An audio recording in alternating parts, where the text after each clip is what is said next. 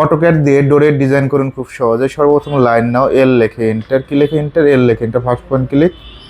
এখান থেকে কত ইঞ্চি বলো তো, দাও 5 দাও।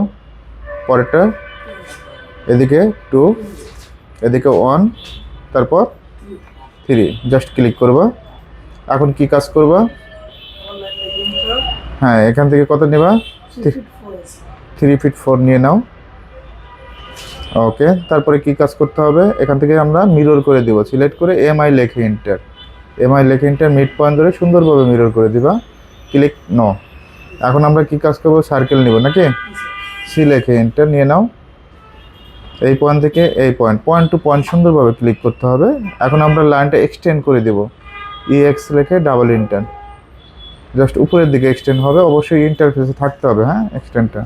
তারপরে এখানে ক্লিক করবা, তারপর কি করবা, ট্রিম করবা, স্কিপ দাও, ট্রিম, ওকে এটাও ট্রিম করে দাও।